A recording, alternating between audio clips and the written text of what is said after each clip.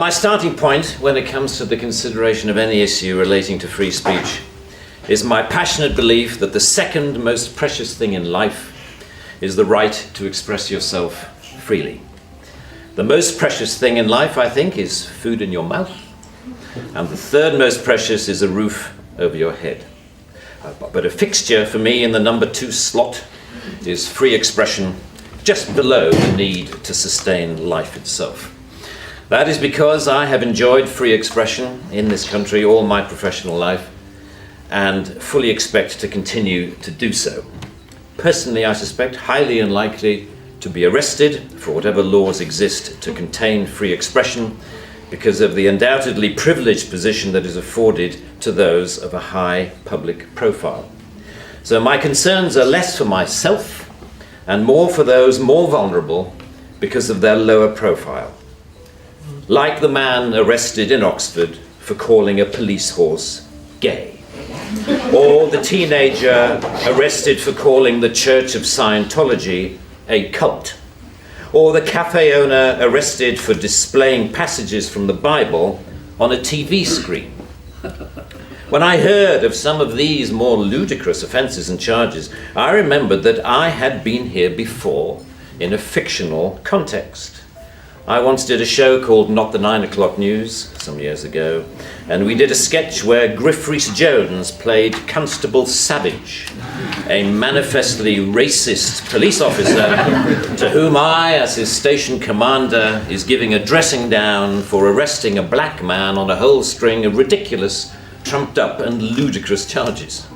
The charges for which Constable Savage arrested Mr. Winston Kadogo of 55 Mercer Road were these: walking on the cracks in the pavement, walking in a loud shirt in a built-up area during the hours of darkness, and one of my favourites, walking around all over the place.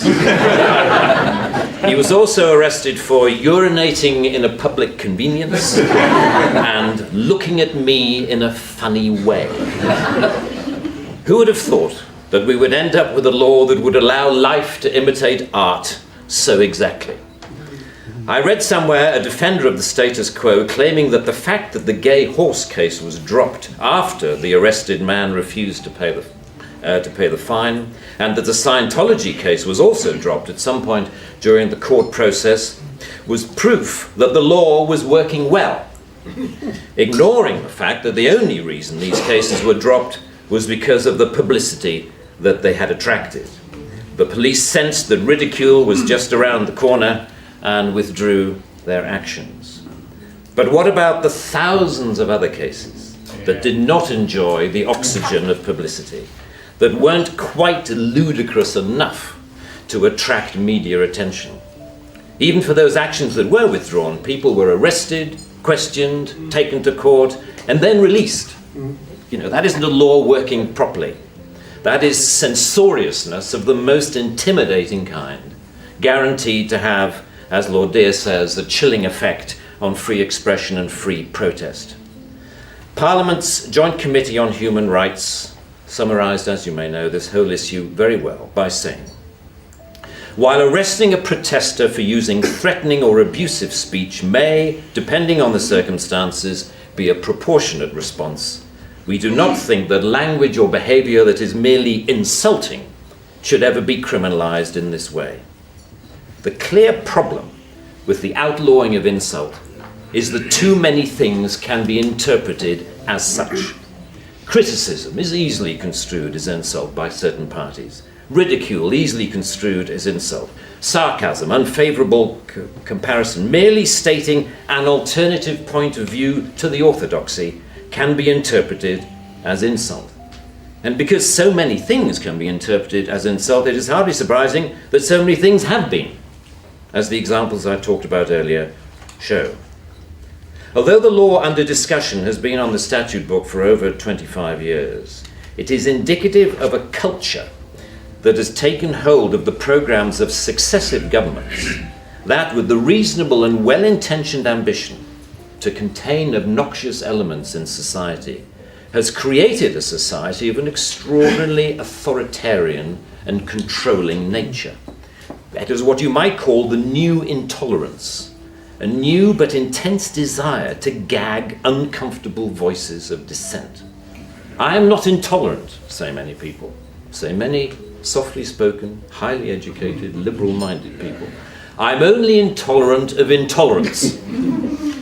And people tend to nod sagely and say, oh yes, wise words, wise words. And yet if you think about this supposedly inarguable statement for longer than 5 seconds, you realize that all it is advocating is the replacement of one kind of intolerance with another, which to me doesn't represent any kind of progress at all.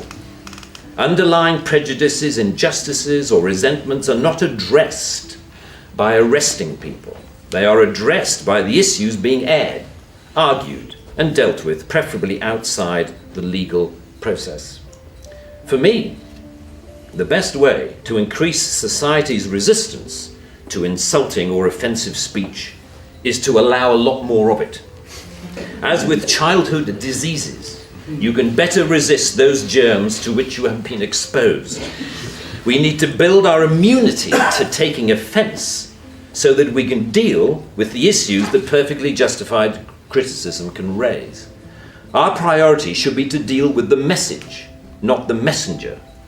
As President Obama said in an address to the United Nations only a month or so ago, laudable efforts to restrict speech can become a tool to silence critics or oppress minorities. The strongest weapon against hateful speech is not repression, it is more speech. And that's the essence of my thesis, more speech. If we want a robust society, we need more robust dialogue, and that must include the right to insult or to offend. And even if, as Lord Dear says, the freedom to be inoffensive is no freedom at all.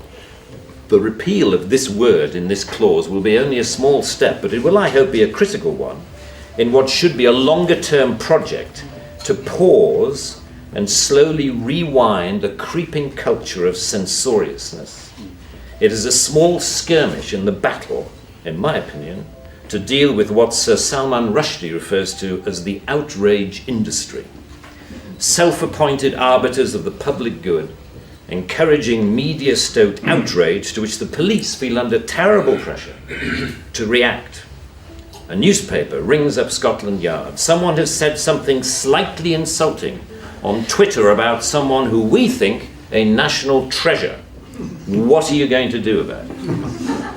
And the police panic and they scrabble around and then grasp the most inappropriate lifeline of all, Section 5 of the Public Order Act, that thing where you can arrest anybody for saying anything that might be construed by anyone else as insulting.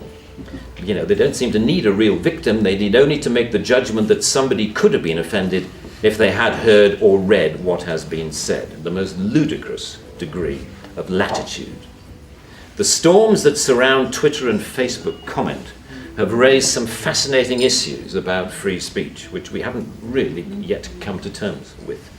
Firstly, that we all have to take responsibility for what we say, which is quite a good lesson to learn.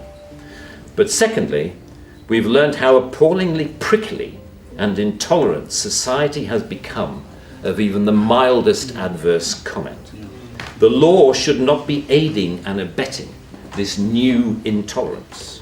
Free speech can only suffer if the law prevents us from dealing with its consequences.